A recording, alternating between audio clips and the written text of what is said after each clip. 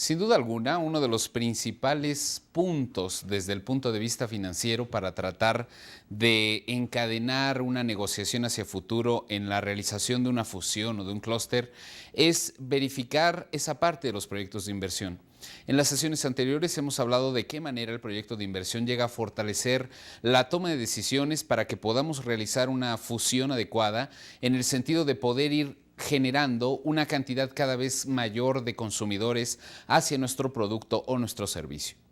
Sin embargo, también es cierto que el proyecto de inversión, esa parte cuantificable en las cuales las negociaciones se fundamentan para tomar decisiones en el futuro, deberán de revestir algunos elementos necesarios para su creación. Es decir, requieren de ciertos mecanismos importantes para la consolidación o para el agrupamiento de estas empresas, aquella que se fusiona o aquella que es fusionada. O en este sentido, poder observar de qué manera va a empezar a atacar el mercado. La sesión del día de hoy tiene la intención de aclarar cada uno de los puntos a través de los cuales una fusión puede ser revisada correctamente. Y la denominaremos mecanismos para la creación de una adecuada fusión. Ese será el objetivo de esta sesión. Sin embargo, nos apoyaremos con algunas actividades adicionales para que los conceptos que podamos ir realizando o revisando en toda esta sesión queden perfectamente claros. Menciono también el uso del departamento tutorial, que de alguna manera u otra es un servicio al cual puedes acudir para aclarar cualquiera de las dudas que pudieran generarse no solamente en esta sesión o en este módulo, sino a lo largo de todas las sesiones que hemos estado juntos. En este sentido, creo que podemos indagar o entrar directamente hacia la sesión del día de hoy. Sin duda alguna, en esta economía moderna en la cual las empresas tienen que responder de una manera muy dinámica a las expectativas que se están generando en los mercados, es importante visualizar que los aspectos de información oportuna y sobre todo en función de las cantidades de recursos que poseen, pueden empezar a generar una diferenciación clara en el mercado. Sin lugar a dudas, siempre el consumidor va a tratar de buscar el precio más bajo, pero también es cierto que el consumidor se ha venido desarrollando cada vez más y exige una mayor cantidad de alicientes de calidad en cada uno de los productos o servicios que llega a consumir en el futuro. En ese sentido, estamos hablando que las empresas actualmente llegan a lograr este grado de competitividad de acuerdo a toda esa muy adecuada y profunda planeación que haya podido generar en tiempo atrás. En este sentido, cuando nos encontramos hoy con la expectativa de poder fusionarnos con nuevas empresas, requerimos revisar algunos mecanismos básicos para que esta fusión tenga una probabilidad de éxito. Y menciono una probabilidad de éxito porque recordemos que el porcentaje es muy alto en el sentido de poder generar ciertos riesgos o fracasos para las empresas fusionantes y que no vayan a lograr esos objetivos a través de los cuales están consolidando hoy las expectativas conjuntamente. Por lo tanto, quiere decir que es de suma importancia que nosotros podamos empezar a revisar cada uno de los puntos que abarcan esos mecanismos para llevar a cabo una adecuada fusión. Vayamos a las láminas preparadas para el día de hoy que nos mencionarán algunas partes importantes dentro de qué etapas deben de considerarse en una fusión. El mecanismo para realizar una fusión consiste en las siguientes etapas. La primera, un estudio técnico de viabilidad de la fusión.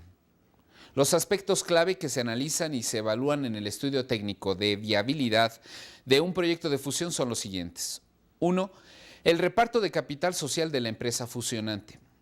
2. El acuerdo marco de la fusión. 3. El efecto de la fusión en el costo del capital. Y 4. El efecto de la fusión en el valor de la tenencia accionaria de los socios. Tratemos de esclarecer un poco más cada uno de estos puntos que abarcan el estudio técnico de viabilidad en cuanto a las posibles fusiones que pudieran existir en las empresas. El primer punto nos establece que es importantísimo llegar a la conclusión de cómo va a ser repartido ese capital social que tendrá que ser subsanado de la mejor manera hacia todos los socios que participan en esta nueva agrupación. En este sentido, podríamos hablar que las empresas podrían fusionarse de alguna manera. Veamos algunos ejemplos. Podemos tener una fusión corporativa o empresarial en la cual una empresa A se asocia o se fusiona con una empresa B para crear una empresa C. En este sentido, tendríamos prácticamente en términos contables una situación muy sencilla a abarcar. ¿Por qué? Porque estamos poniendo las cuentas que tiene la empresa A, así como las cuentas que tiene la empresa B, y generamos una nueva empresa. Por lo tanto, quiere decir que las cantidades tanto de activos como de pasivos podrán ser bajados a una cantidad expresada en los estados financieros, y en este sentido lo único que tendríamos que hacer será una consolidación. Desde el punto de vista contable, prácticamente una fusión en la cual yo estoy creando una nueva empresa me provee algunas propiedades sencillas de esclarecer con cada una de las partes. Incluso yo podría generar cierta parte de los activos que tomaría de la empresa A y cierta parte de los activos, es decir, discernir en cuanto a esas cantidades que poseen cada una de estas empresas lo más sano, por llamarlo de alguna manera, para crear este nuevo organismo corporativo lo más sano y lo más viable competitivamente hablando. En este sentido, vemos que esta fusión pues, requiere de un aspecto de viabilidad en el sentido donde cada una de las partes, yo lo entiendo de esta manera, pone lo mejor de sí para la creación de una nueva empresa que empezará a atacar el mercado con una fortaleza mucho mayor a que si solamente existiera una de estas dos partes. Sin embargo, la problemática podría empezar a generarse en el caso de tener este esquema, tener un esquema diferente. Es decir, yo tengo una empresa A, la cual será absorbida por una empresa B. En este sentido, también yo tengo una fusión. A más B me dará una B'. La B' ya lleva contemplada la cantidad de activos que aportó A, que solamente será una parte de toda la cantidad de propiedades y derechos que pueda tener la empresa A, pero sin embargo, en este sentido, más que discernir sobre la cantidad que tengo, yo diría, pues lo más que puedo participar en esta empresa B, pues es en esta cantidad. Quiere decir que en este sentido hay una parte fusionante y una fusionada. La empresa A está siendo fusionada con la empresa fusionante, que en este caso será la empresa B.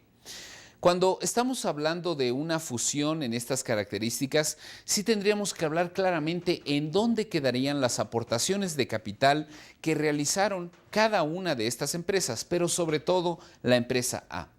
Generalmente, cuando yo no llego a un acuerdo jurídico que establezca las partes totalmente transparentes en el sentido de qué pasará con el número de acciones que tendrá el socio con esta empresa fusionada, podemos empezar a generar toda una serie de problemáticas interesantes. En este sentido, dentro del proceso de due diligence, deberá de estar perfectamente establecido qué pasará con esas aportaciones que realizó cada accionista A, y en este sentido saber si tendrá alguna participación dentro de esta empresa B, o definitivamente lo único que se está comprando es una mercancía más denominada una determinada razón social. Por este aspecto, quiere decir que es básico poder llegar a aclarar qué es lo que sucedería en el papel, sobre todo en el caso de los dividendos o las reparticiones de las utilidades en el futuro para cada uno de los socios. Pero en este caso serían los que ya no estarían presentes o los que de alguna u otra manera seguirían presentes dentro de la empresa fusionada, pero en una cantidad mínima. En este sentido, si yo hablo dentro de esta empresa A y sé que poseo 10 acciones de 100,000 pesos cada una de ellas, por ejemplo, al momento de yo fusionarme con la empresa B, pues el capital social se incrementa, porque tan solo la fortaleza que tiene esta empresa ya constituida es mucho mayor. Si en el caso de la empresa A yo tenía el 10% por cada título que poseía, muy probablemente si volvemos a sacar otro cálculo de cuál es el porcentaje de acciones que tengo en este momento, me podrán decir que es por abajo de un 5 o 4%. Y esto debe de ser sumamente claro a la hora de la repartición de esa utilidad que se genera año tras año. Muchas de las empresas que utilizan este tipo de esquema de fusión generalmente llegan a comprar los activos, llegan a comprar las carteras, llegan a comprar los diferentes proyectos que pueda tener esta empresa que está siendo fusionada, y la fusionante quedará representada ante todos los aspectos legales, mercadológicos o financieros. Sabemos que, por ejemplo, han existido muchísimos casos, sobre todo en la banca, en donde estas grandes agrupaciones bancarias pues han generado unas fusiones. Muy probablemente el esquema que se ha utilizado es este segundo, es decir, buscar un banco pequeño y que ese banco pequeño sea una sucursal más de aquel gran consorcio bancario. En este sentido, estamos hablando que aquí hay una cantidad de actividades muy probablemente duplicadas que se empezarán a generar y que en este sentido, en el proceso de fusión, desde el punto de vista administrativo, debe de ser perfectamente calculado.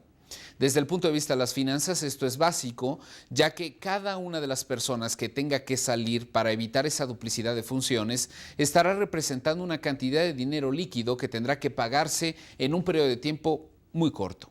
Por lo tanto, quiere decir que de no tener las cantidades líquidas suficientes para poder afrontar estas obligaciones corporativas, tendré que empezar a buscar los fondos necesarios para que la empresa no cargue un pasivo laboral sumamente amplio. Por lo tanto, quiere decir que en esta parte del capital social te deja ver mucho de las decisiones que en términos financieros deberá de tomar este administrador, y que en un momento determinado, pues esas decisiones puedan ser un aporte a la competencia dentro de este nuevo mercado económico a nivel mundial. Otro de los aspectos importantes es el acuerdo marco de la fusión. Sin lugar a dudas, ya hablábamos tiempo atrás de qué deberá de establecer este acuerdo marco. Yo decía o establecía algunas ideas. Por ejemplo, ¿a partir de qué día empiezo yo a tomar responsabilidades de este nuevo organismo que se está constituyendo bajo mi tutela, o bien este nuevo organismo que estamos creando ambas partes? Esta paridad que parece tan insignificante de dejar perfectamente claro a partir de qué momento comenzarán las responsabilidades para cada una de las empresas es elemental en el sentido de todas aquellas operaciones que se puedan generar. En el pasado se han visto que en algunas operaciones de fusión es justamente en este periodo de transición de propiedades donde pueden empezarse a generar una fuga de estas, generadas por los propios socios o generadas por personas que están directamente enfocadas hacia crearle un daño o un desfalco económico a estas empresas. Por lo tanto, quiere decir que en el acuerdo marco no solamente deberá establecer la fecha a través de la cual empezará a generarse este nuevo organismo, sino que además poder indicar cuáles son cada uno de los inventarios, no solamente materia prima, productos en procesos o artículos terminados con los que cuento, sino los inventarios de personas, los inventarios de materiales y los inventarios de clientes o los inventarios de proveedores. Es decir, en este acuerdo marco se establecerá toda una lista perfectamente comprobable de cada una de las aportaciones que realizan las empresas para que en estas situaciones yo pueda empezar a medir los periodos de crédito. Crédito para los clientes. Si bien es cierto, en este sentido no desconozco cuál es la razón por la cual si las dos empresas, tanto A y B, se lanzaron al mercado en el mismo momento, ¿por qué una llegó a consolidarse tan fuertemente en el mercado y otra no lo hizo? Una de las muy probables respuestas pudiera llegar a ser por el mal uso del crédito que le dieron a su línea de producción. En este sentido, al momento de la realización del inventario dentro de ese acuerdo marco, yo podré empezar a realizar toda una serie de investigaciones y nuevo establecimiento de políticas para acordar a una adecuada cantidad y establecimiento de crédito para cada quien. En este aspecto es básico. Si hoy sabemos que la gran cantidad de las ventas que se puedan generar en esta empresa, independientemente del giro al que se pudiera dedicar, estarán sustentadas en esa parte del crédito. Por lo tanto, aquí estamos observando la necesidad de estar evaluando y reevaluando esos ciclos de clientes, de qué manera viene a fortalecer este ciclo financiero tanto de entradas como de salidas. Las salidas. En la parte de las salidas es importante mencionar que así como trataré de visualizar todo el aspecto de los clientes, tendré que analizar claramente el aspecto de los proveedores. Sin lugar a dudas, puede ser que en esta parte de los proveedores esté dejando de aprovechar algunos nuevos avances tecnológicos, por qué no llamarlo así, de otros proveedores o condiciones muchísimo más blandas que de aquel proveedor que conozco de hace mucho tiempo. Las políticas establecidas en términos administrativos en cuanto a la evaluación y elección de cada uno de los proveedores llegarán a darme cierta certidumbre sobre que esta cantidad de proveedores es la más adecuada para el momento en el que se esté tomando la decisión. Si ya tengo controlada la parte de las entradas y controlada la parte de las salidas, entonces el flujo operativo financiero, que de alguna otra manera será mi responsabilidad, podrá adecuarse de la mejor manera.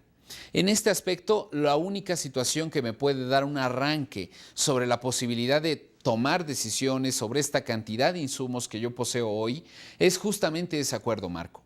El acuerdo marco para mí no es más que una relación detallada de cada una de las cantidades que aportan las empresas que se están fusionando. Y en ese sentido yo podré establecer ciertas políticas hacia futuro. Sin lugar a dudas, otro de los puntos básicos dentro de la parte de las fusiones es el efecto de la fusión en el costo del capital. Recordábamos en algunas de esas primeras sesiones dentro de nuestro módulo la gran importancia que tenía el costo del capital para la empresa. El costo del capital lo entendíamos como una razón porcentual que me indicaba bajo qué esquema debía yo de empezar a establecer mis inversiones y en qué nivel podría yo tasar mis nuevos créditos. Si yo comparaba la tasa del costo del capital con un espacio físico, yo podría decir que el costo del capital podría ser el piso para todas aquellas actividades de inversiones que pudiera llegar a tener en el futuro. Sin embargo, dentro de ese mismo ejemplo, el mismo costo del capital me mostraba el techo para los diferentes préstamos o los diferentes financiamientos que yo pudiera empezar a tomar para fortalecer el capital de trabajo o bien para financiarme a largo plazo. En este sentido, sé que ahora compartiendo un poco de la estrategia de mercado con otra empresa, pues también traerá algunas expectativas en cuanto a su costo de capital. Yo establecería entonces que el costo del capital es básico en la conformación de esta nueva fusión e incluso esa variable puede ser una variable que aliente de una manera muy estimulada la nueva fusión que tendremos. O bien, por otro lado, de no ser una cantidad porcentual agradable o adecuada al accionista, podría ser el punto álgido de la negociación y que al final esa determinación del costo del capital con la conformación de las nuevas empresas no dejaría avanzar sobre la nueva negociación que tenemos hacia futuro.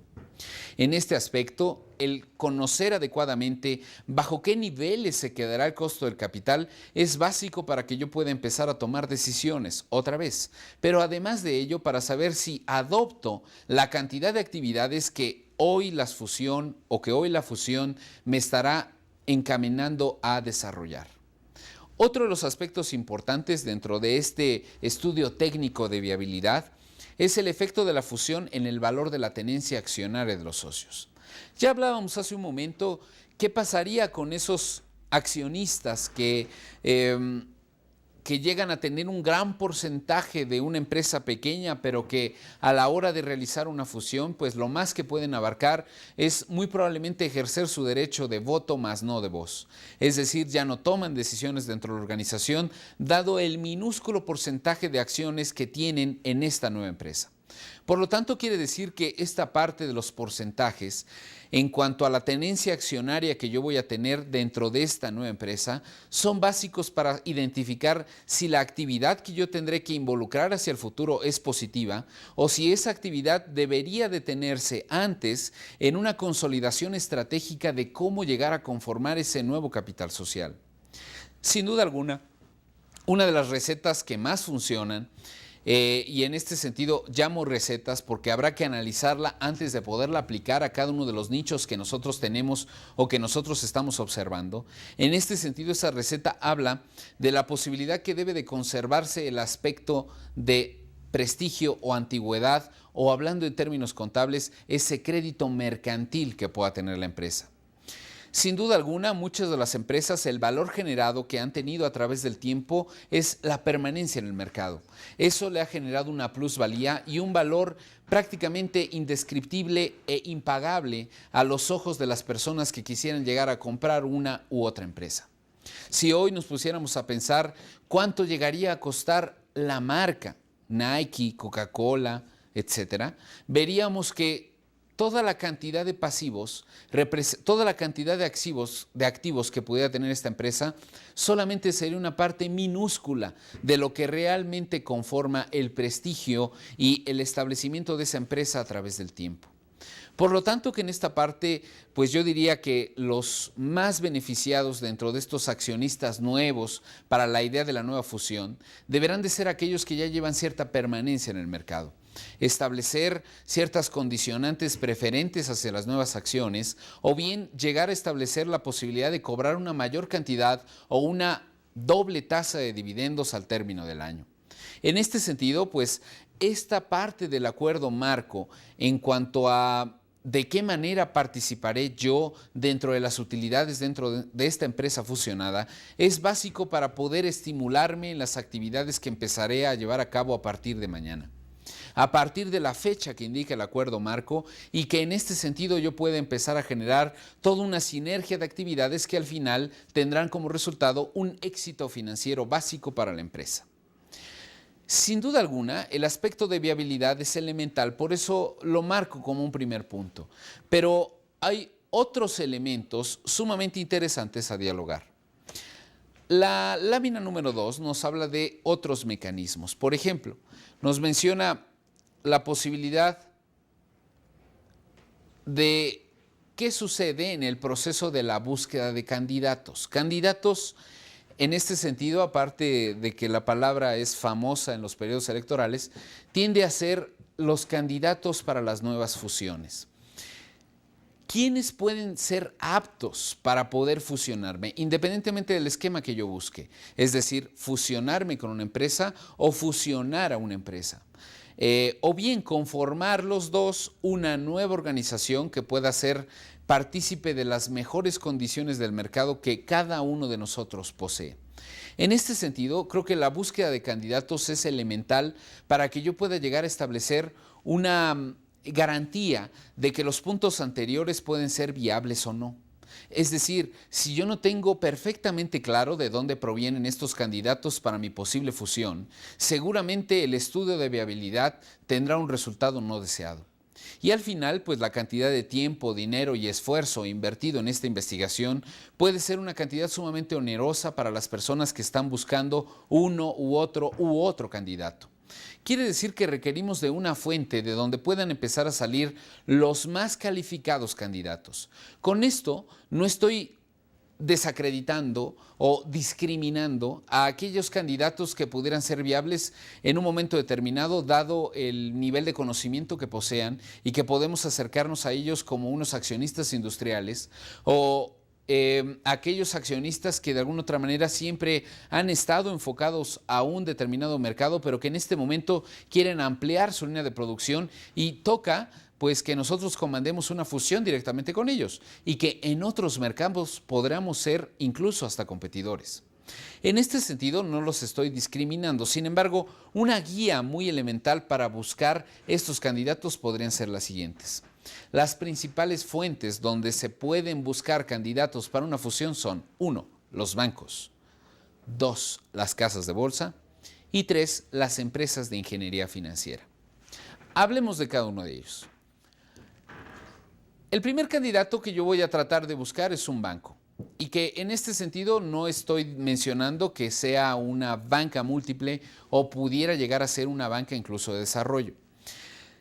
Conociendo esas diferenciaciones entre cada una de las actividades que realiza la banca múltiple y la banca de segundo piso, yo sé que dependiendo de la actividad que quisiera llegar a desarrollar como fusionante o como una empresa fusionada, pues sabré si estoy buscando una banca múltiple o una banca de desarrollo. Por ejemplo, si yo fuera una empresa agricultora, una empresa altamente exportadora, una empresa agropecuaria, una empresa dedicada a la pesca, una empresa dedicada a la energía, Estoy hablando de nichos o sectores estratégicos de la economía donde cada uno de los gobiernos, independientemente del país en el que hablemos, le estará dando un impulso a ese sector económico. En ese sentido, si yo tengo ese tipo de actividades, generalmente la primera puerta que trataré de buscar son esos bancos de segundo piso. Porque lo que estaré buscando en un inicio es un aliado comercial. Y qué mejor si ese aliado comercial se hace llamar banco de segundo piso. Y menciono banco de segundo piso, pero al final sabemos que los principales fondos que provienen de este banco vienen del gobierno federal. Quiere decir que tener como socio al gobierno federal, no desde el punto de vista de lo tanto que nos puede acercar hacia un mercado o comprar un mercado, sino más bien desde el punto de vista de las ventajas blandas que me puede ofrecer el participar incluso en ciertas partidas dentro del presupuesto de ese erario federal. En este sentido, si yo realizo una de esas actividades estratégicas en términos económicos, mi primera búsqueda será justamente en esa banca de segundo piso.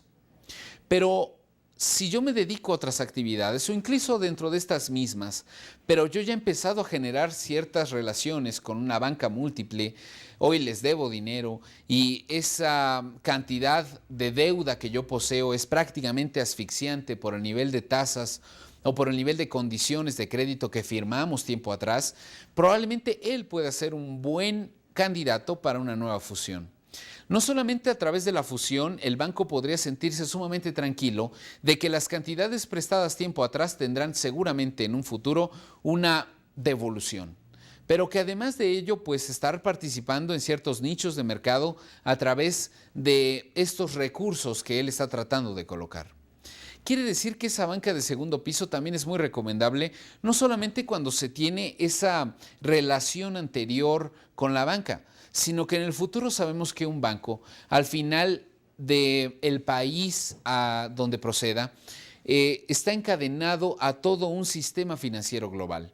El estar encadenado a un banco generalmente pues, nos ofrece ventajas competitivas o representativas en cada uno de los mercados que quisiéramos empezar a participar a nivel mundial.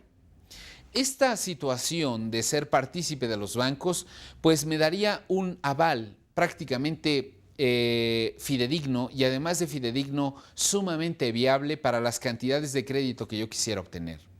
El aliarse con un banco me estaría generando la posibilidad de bajar de nivel de riesgo. Es muy diferente hablar de una empresa por sí sola a hablar de una empresa cuyo aval o cuyo socio estratégico pudiera ser una banca comercial. En este sentido vemos que siempre el respeto y los estándares en los que se han creado los bancos han sido sumamente cuidados por los diferentes gobiernos y ahora más en este entorno globalizado. Quiere decir que ser parte integrante de un grupo financiero pudiera llegar a ser una expectativa de gran ventaja para la empresa que se está fusionando. Otro de los candidatos interesantes para la búsqueda de esta fusión podrían ser las propias casas de bolsa. En algunos países los denominan brokers, o bien aquella persona que contacta a los dos grupos de familias necesarios en cualquier mercado. Es justamente esa casa de bolsa la que conoce seguramente en dónde se encuentran los accionistas y en dónde se encuentran los inversionistas. Yo diría que es una actividad muy sencilla para que una casa de bolsa empezara a generar utilidades por arriba del 35 o 40% como lo han reportado los últimos años. La actividad realmente ardua que se conoce en esta casa de bolsa es que efectivamente conozco en dónde se encuentran los inversionistas y conozco en dónde se pueden encontrar las posibles oportunidades de negocio. Pero lo más significativo de esta investigación que he llevado durante todo este tiempo es que sé perfectamente de esos inversionistas qué grupo le agrada cierto grupo de oportunidades de negocio en el futuro. Es decir, generalmente una empresa tratará de buscar una empresa para fusionarse que tenga una situación muy paralela a ella, que sea de acuerdo a los conocimientos que posea, que sea un probable competidor, un proveedor o un cliente. Y en este sentido estamos observando aquí que de alguna u otra manera no todas las personas que abarcan ese grupo de inversionistas estarán hambrientas de poder comprar esas cantidades de acciones para fusionarse con nuevas empresas. Habrá ese sentimiento de necesidad de tener esas expectativas de negocio, pero sobre ciertos nichos o grupos de empresas. La casa de bolsa podría ser la más indicada en identificar este tipo de grupos de empresas que se adecuarían a estas nuevas expectativas del mercado. Por lo tanto, estamos hablando que a tasas blandas o a condiciones muy eficientes de operación, una casa de bolsa nos acercaría con los principales inversionistas que pudieran llegar a estar buscando una posible fusión. Muy probablemente una de las actividades muy similares a las que haría una empresa de ingeniería financiera. Una empresa de ingeniería financiera a lo largo de sus innumerables auditorías, tanto de calidad como contables, como integrales, etcétera. Sabemos que esa empresa deberá de tener un conocimiento muy vasto sobre el mercado en el cual está haciendo sus anotaciones. Y en este sentido, esa empresa de auditoría puede ser sumamente necesaria la recomendación que dé a otras de poder fusionarse estratégicamente con alguna empresa.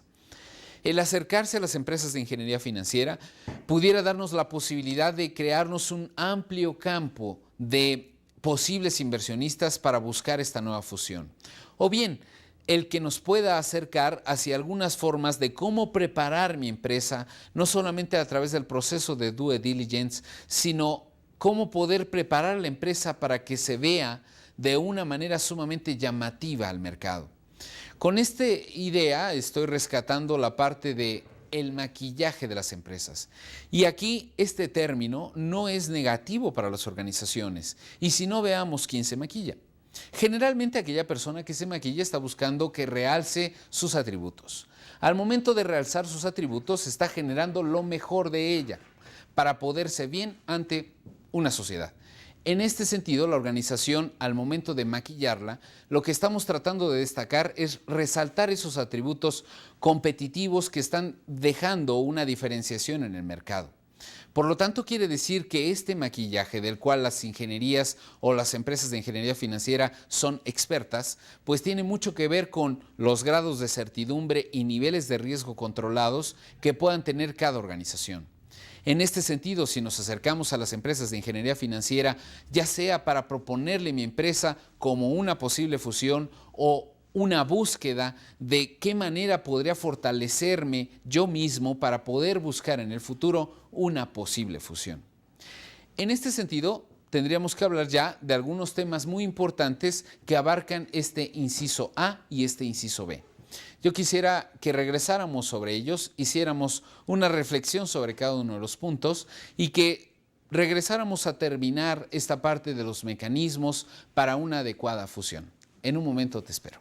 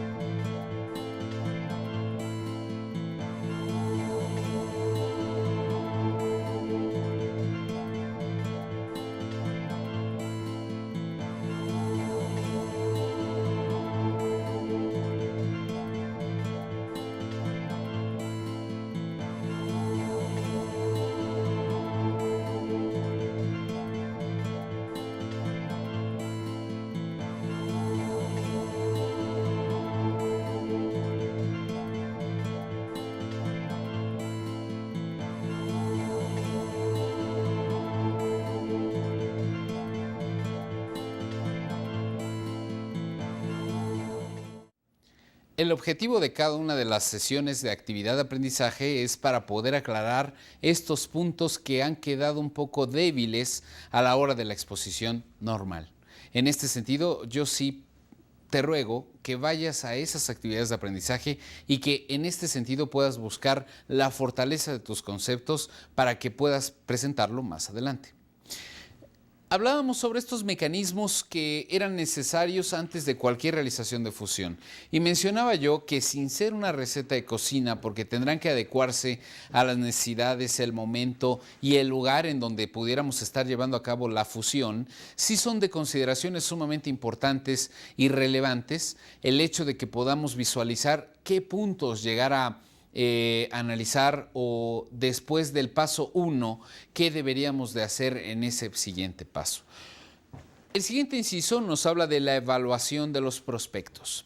Sin duda alguna, una vez que ya he podido seleccionar o que ya he podido identificar algunos viables candidatos para la nueva fusión que yo quisiera llegar a generar, en este momento pues me encuentro con varias alternativas, dentro de las cuales cada una me presentará diversas actividades a desarrollar en el futuro, diversas participaciones en esta nueva fusión, diversas conformaciones de negocios hacia el mercado en el cual yo quisiera llegar a indagar, etc. Por lo tanto, quiere decir que cada una de estas expectativas tendrá que evaluarse adecuadamente para que yo pueda elegir la más apropiada en ese momento. La evaluación de los prospectos deberá de considerar como fuente para tal efecto las siguientes fuentes. ¿De qué manera yo voy a poder evaluar los prospectos? O incluso, ¿qué deberé de tener para poder llevar a cabo esa evaluación de los prospectos? 1. Los estados financieros recientes, de cuando menos los 2 últimos años, y de preferencia que pudieran llegar a ser auditados o revisados por un contador público con cédula. En este aspecto yo ya estoy certificando cierta parte de los activos y de la cantidad de deudas y obligaciones con las que va a aportar mi nueva organización.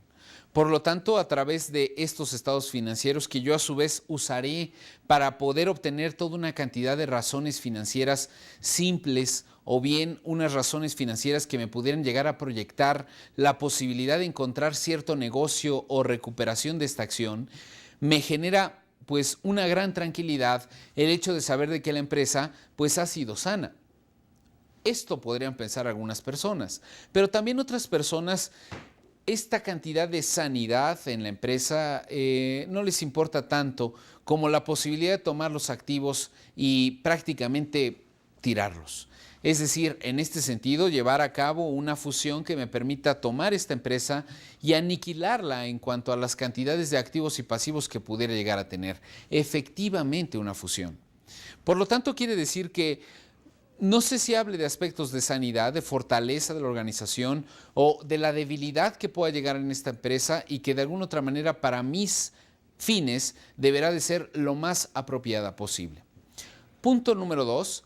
Los estados financieros pro forma en su caso. Sin duda alguna, yo deberé de estar tomando como base esos estados financieros de los últimos 2 años, la recomendación, la realización de ciertas razones financieras con un propósito, el poder prospectar o proyectar cada una de esas cuentas que posee el estado financiero y de esa manera llegar a generar un estado financiero que me visualice el futuro. Un estado financiero en el cual yo pudiera empezar a establecer ciertas metas y objetivos que tengo con esta nueva fusión. Desde el punto de vista de las nuevas ventas probables que se pudieran llegar a tener, hasta la generación de las cantidades de cuentas en clientes, inventarios o proveedores que pudiera llegar a conformar en la nueva empresa fusionada. Por lo tanto, quiere decir que la realización de estos estados financieros pro forma, sin olvidar la parte del flujo del efectivo, son básicos para que yo pueda tener un sustento muy adecuado desde el punto de vista del análisis que puede realizar sobre esta nueva actividad. 3. Además de los estados financieros de los 2 últimos años, como los estados financieros pro forma, la recomendación es tener una historia corporativa de la empresa. Una historia corporativa que hable de sus fundadores, que hable de el currículum de cada una de las personas que funcionan en puestos estratégicos dentro de esta organización. Si yo empiezo a visualizar esta parte de profundidad o a detalle de cada uno de los puntos que conforman la organización, sabré que estaré dando pasos muy firmes en cuanto a la designación de las personas que se quedarán a seguir desarrollando actividades una vez fusionada la empresa.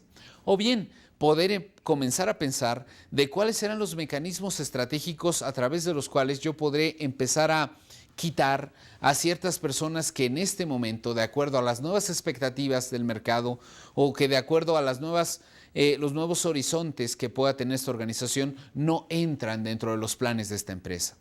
Por ese aspecto es importante contar con toda una historia corporativa que tenga esta organización. Una historia que me permita identificar que cada una de las partes está aportando de manera eficiente y positiva a la creación de esta nueva organización.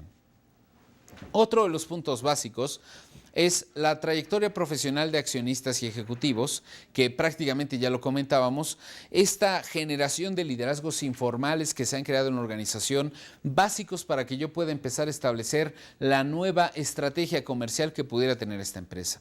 En este sentido, saber más cuál es el recurso humano que tiene la empresa, identificar más el talento con el que cuenta esta nueva organización. Otro punto es el apego de las características de la empresa al perfil predeterminado. Sin duda alguna, yo mencionaba, dentro de estos dos grupos de inversionistas y posibles oportunidades de negocio, no todos pueden caer en la posibilidad de hacer exitosa una cierta fusión. Habrá algunas personas que le darán un empuje muy relevante e importante a esta nueva fusión dado el grado de conocimientos que posee o bien el grado de compromiso que tiene con cierto nicho de mercado. Pero habrá otros que por más esfuerzos o ganas de poder empezar a experimentar algunas actividades en un negocio corporativo específico, sus limitantes puedan ser inhibidoras hacia los grandes éxitos que pudiera llegar en esta fusión, que pudiera llegar a tener esta fusión. Por lo tanto, quiere decir que en esta parte es básico que podamos identificar cada uno de los líderes con los que cuenta esta organización e identificar las características que poseen no solamente los funcionarios, sino las empresas diversas que tenderán a fusionarse dentro de esta nueva empresa. Otro punto importante es la selección del candidato. Identifiqué las fuentes a través de las cuales yo me podía llegar de una cantidad muy importante de candidatos para lograr una fusión. Establecí algunas situaciones a través de las cuales yo podría llegar a evaluar a estos candidatos y en función de esa evaluación llegamos a este punto, la selección del candidato, en el cual obviamente ese candidato pues me vendrá a resolver una cantidad de necesidades en el futuro o en el presente que hoy tiene esta organización y que de acuerdo a los insumos que invierta dentro de esta empresa puedan responder a las necesidades que he tenido en el mercado hasta el día de hoy. Esta selección consiste, o entre los diferentes prospectos para la fusión, se realiza la selección considerando 1. Los puntos básicos contemplados en la negociación. 2. Las conclusiones obtenidas en la evaluación de los candidatos. Y 3. El apego al perfil definido. Sin duda alguna, yo no puedo generar ninguna selección del candidato si previamente no diseñé un esqueleto que me permitiera llegar a llenar ciertos espacios vacíos con cada uno de los candidatos que yo he venido analizando. Ese esqueleto deberá de estar conformado en la relación de qué es lo que yo estoy buscando con esta empresa. ¿Realmente es preservar una cantidad de mercado en el futuro o llegar a una cantidad de utilidades importante dentro de los próximos meses o de alguna otra manera tener una idea clara sobre o hacia dónde van estas actividades de fusión que yo estoy desarrollando en este momento? La creación dentro de ese esqueleto o ese formato para la selección de candidato es previa a cualquier actividad que yo haya realizado anteriormente. En este sentido, vemos que el punto número 1 establece los puntos básicos contemplados en la negociación. Prácticamente, yo mencionaría que ese acuerdo de voluntades entre el candidato y yo para poder llegar a establecer un esfuerzo conjunto, pues es básico. Es básico saber quién será la persona que ahora compartirá gran parte de las decisiones que yo tomaré dentro de esta empresa. Y que en un momento determinado esa parte de las decisiones son básicas para que la nueva fusión pueda tener un éxito importante dentro del mercado. Quiere decir que ese aspecto de la negociación, que puede ser tácito o implícito incluso, es básico para que yo pueda llegar a una realización adecuada dentro de cada uno de los aspectos fusionantes. En este sentido, los acuerdos de la fusión podrán ser con la expectativa, yo menciono siempre, de ganar, ganar. Habrá algunas personas que ganarán en el corto plazo y otras que traspasarán sus ganancias a largo plazo, sin embargo, ambos están ganando algo. También es cierto que en esa cantidad de ganancia que están dispuestos a obtener, también están dejando algo de sí mismos, es decir, una cantidad de sacrificio. ¿Recuerdas cuando hablábamos de ese costo de oportunidad? En este sentido vemos que la parte de la negociación tendrá muy enfocado ese costo de oportunidad, la cantidad de sacrificio llegado a generar en una organización a cambio de una generación de expectativas cumplidas o una cantidad de utilidades que podrán ser repartibles en el futuro. Otro de los aspectos importantes son las conclusiones obtenidas en la evaluación de los candidatos. Al final, el número cuenta. Al final vemos que si yo tuviera varios recipientes con una cantidad de líquido y que lo nocivo es que ese líquido esté a alta temperatura, pues obviamente que lo que esté reportando el termómetro en cada uno de esos recipientes será prácticamente uno de los eslabones más importantes para que yo pueda empezar a guiar toda esta cadena de decisiones y al final que pueda decir si va a ser el recipiente A, B o C. Por lo tanto, el número cuenta, la temperatura cuenta. En este aspecto estamos hablando que el resultado que yo pueda obtener tanto de las proyecciones como de todo ese análisis en el pasado de las razones financieras, de todos los estados financieros, de esa conformación de la empresa hasta el día de hoy, de cada una de las personas que han venido a participar en esa empresa es básico. ¿Por qué? Porque me estará dando una presencia, una imagen o ese crédito comercial que de alguna forma u otra, si no fuera por X o Y, no lo tendría. En este aspecto creo que la parte de los resultados de la evaluación son básicos para que yo pueda tener una idea muy clara hacia dónde irá encaminada la selección del candidato. Sin embargo, no estoy mencionando que de estos 3 exámenes que tengo en la mesa, uno con 10, otro con 8 y otro con 6, no quisiera llegar a decir cuál de estos 3 puede ser el más exitoso. Si bien es cierto, también es comprobado que a veces el número es engañoso. Esa cantidad de 10 podríamos presentarla que es infinitamente superior a todas las otras presentadas. Sin embargo, a la hora de la actividad comercial, vemos que puede llegar a ser mucho más positivo o proactivo a aquella persona que le ha costado esfuerzo, aquella persona que ha valorado sumamente cada una de las actividades que ha venido llevando a cabo, que aquel que ha sido acostumbrado a generar siempre dentro de esos estándares de buenos números. Menciono, es un gran indicador, es un indicador básico para la decisión. Sin embargo, no debe ser el único que me estimulará a elegir a tal o cual candidato. El aspecto cuantitativo es muchas veces mucho más valioso que ese aspecto cualitativo. El punto 3 es el apego al perfil definido. Yo mencionaba al inicio de este punto la ciencia y el raciocinio que yo tendré que aplicar a la hora de la elaboración de un esqueleto que me permita llegar a elegir al candidato más idóneo. No aquel que tiene la mejor nota, no aquel que tiene la peor nota, no aquel que en los aspectos de negociación pues nos entendimos muy bien, sino aquel que en un momento determinado cumpla con la conformación de ese esqueleto predeterminado y que en este momento pues es el que está presentando las mayores aportaciones hacia la nueva creación de un negocio. En esta parte mencionaría un ejemplo. Al momento de la creación de una fusión es como mirar a un tren que viene a 100 kilómetros por hora y que nuestra misión es podernos adentrar ese tren al momento en que pase enfrente de nosotros. El espacio es de este tamaño, 45 centímetros. Sin embargo, el problema no es el espacio, sino la velocidad tan estrepitosa con la que viene el vehículo. La oportunidad de negocio que tenemos en esta nueva creación de la fusión deberá de contemplar los mayores elementos necesarios para tener una probabilidad de éxito en el mercado. Si no se cuenta con ello, generalmente podré estarme recargando sobre el otro aspecto que no es nada positivo para la nueva fusión. Otro de los puntos básicos dentro de la parte de la fusión es esta parte de la negociación entre las partes. No estoy mencionando los aspectos de programación neurolingüística o bien los diferentes cursos de asertividad o de empatía que puedas empezar a generar. Incluso por ahí hay autores que establecen la manera de cómo llegar a negociar con ciertos personajes, incluso hasta extranjeros o ciertos lugares donde vive, etcétera. No quisiera adentrarme a esos puntos que más bien son de carácter psicológico más que de negocios, y que en este sentido vemos que las partes negociantes deberán de observar algunas situaciones interesantes. Uno, el reparto del capital social de la empresa sobreviviente, es decir, de la fusionante.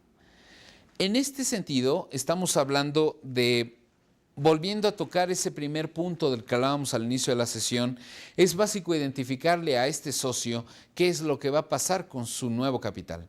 Pero no solamente este nuevo socio, sino también al socio anterior. El socio anterior, él sabía que era dueño total de toda esta cantidad de mesa, y en el momento en que regresa se da cuenta de que tiene una gran propuesta para ser el dueño de la mitad de esta mesa. Si la decisión fuera bajo estos términos, yo no tendría ningún argumento por el cual deshacerme de la mitad de esta mesa cuando hoy soy el dueño total. Sin embargo, en este sentido vemos que si hay cierta claridad sobre el aspecto de hacia dónde van a ir mis nuevas aportaciones o en qué estatus se encontrará esa conformación del nuevo capital social, puede ser que la decisión sea favorable por renunciar a esa propiedad de la mitad de este activo. Otro de los puntos básicos es la integración del Consejo de Administración, que conducirá las riendas corporativas de la empresa. En las últimas negociaciones internacionales, como la ley Sarbanes-Oxley o incluso en México la nueva ley del mercado de valores, en algunos otros países como Japón y sobre todo en la cantidad de países europeos, vemos que hay una mayor cantidad de que un ente externo esté supervisando a la organización. Sabemos que tenemos un órgano o una asamblea de accionistas que en términos administrativos es la máxima autoridad dentro de cualquier empresa, sociedad anónima. Sin embargo, también hay ciertos visores que hoy en día se siguen llamando comisarios, y que estos comisarios pues, pueden llegar a conformar todo un consejo de administración. El consejo de administración es prácticamente el que decide y opera dentro de la empresa, pero que está supeditado a las decisiones que puedan tomar los dos órganos anteriores. En este caso, los organismos de observación de cada una de las actividades que se está llevando a cabo es identificar pues estas nuevas fusiones, ¿quiénes integrarán en los organismos de administración? Sin lugar a dudas, dentro de muchas de las fusiones que han existido en el mercado, no es tanto lo financiero lo que llega a cautivar de la otra empresa, sino lo que puede llegar a cautivar es su grado de conocimiento, su grado de penetración en el mercado, su grado de know-how de cierto tipo de productos o servicios que le ofrece al mercado. En este sentido, si vemos que este mercado, la mayor fortaleza es desde el punto de vista intelectual, muy probablemente lo más recomendable es que en el Consejo de Administración estén representados justamente esos estrategas dentro de esta nueva fusionante, independientemente de ser el segundo esquema, ¿recuerdas? Donde A se fusionaba con esa B'. En este sentido, vemos que en ese Consejo de Administración no estaremos mencionando la cantidad de aportación que está dando cada una de las empresas fusionadas para llegar a conformar la nueva empresa. Si yo estoy absorbiéndola porque los resultados han sido totalmente deplorables de aquella organización y la ha llevado prácticamente a un estatus de quiebra, en ese sentido yo observo la necesidad de que pues, el Consejo de Administración generalmente pues, esté salvado de todos aquellos estrategas que llevaron hasta ese tan mal camino a esta organización. Al final vemos que el análisis que yo realice en cuanto a la conformación de las personas que integrarán ese Consejo de Administración es básico para poder garantizar cierto éxito dentro de esta nueva fusión. Otro de los puntos interesantes es el destino futuro de las posiciones accionarias derivadas del capital social. Por lo tanto, quiere decir que de yo vender mis acciones, la empresa tendría el capital suficiente para poder liquidarme esta cantidad de acciones. o mis dividendos anteriores, o mis deudas como proveedor, o mi sueldo como empleado. En este sentido, estamos observando que esas cantidades resultantes de la fusión deberán de tratar de ser, perdón por la expresión, canceladas o machadas o deberán de ser liquidadas lo más pronto posible antes de entrar a una adecuación o a una negociación de fusión. Si bien es cierto, si hoy en día estoy buscando una fusión porque los recursos son sumamente escasos, deberé de estar estableciendo cierta negociación puente para poder empezar a liquidar cierta parte de pasivos nocivos para la nueva fusión.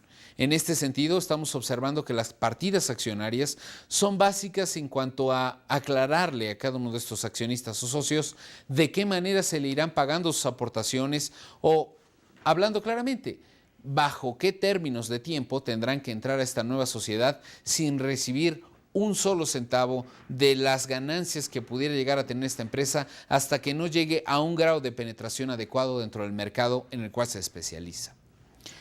Otro punto básico dentro de este mecanismo para realizar una fusión es propiamente la fusión, o bien la formalización de esta figura fusionada.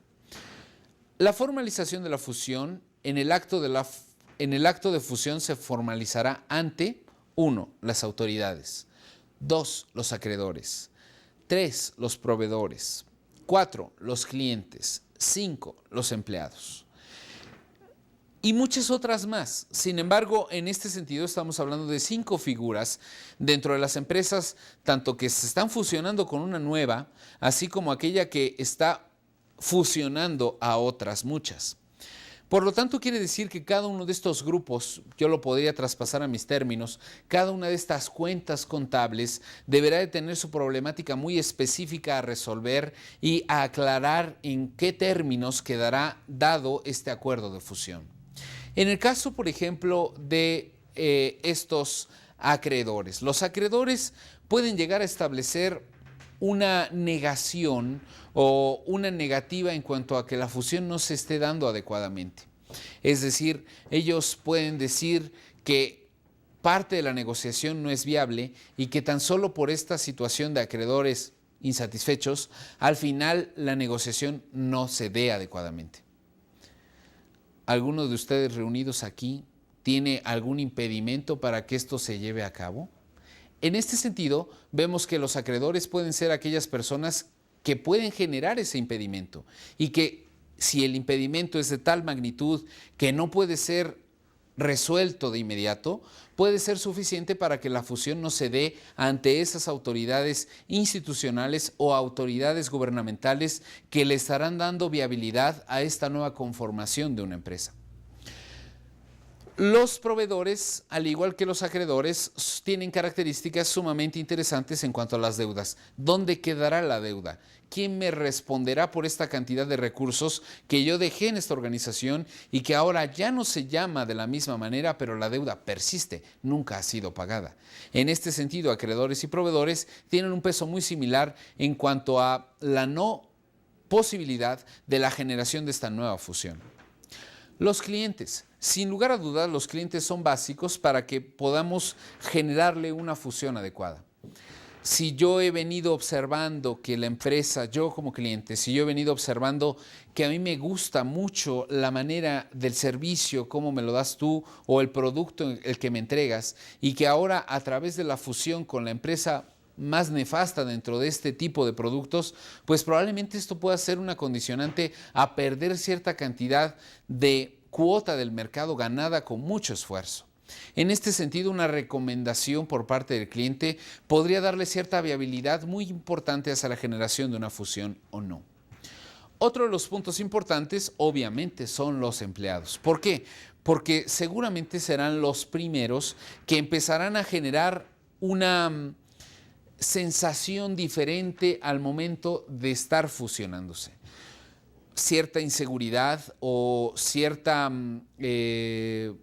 mecanismo de defensa ante esta posible duplicidad que se pudiera generar en la empresa y donde en un momento determinado lo más importante para mí pudiera llegar a ser salvar mi puesto. Por lo tanto, quiere decir que el informar a los empleados podría ser una muy adecuada actividad para que esta fusión se lleve a cabo adecuadamente. El último punto.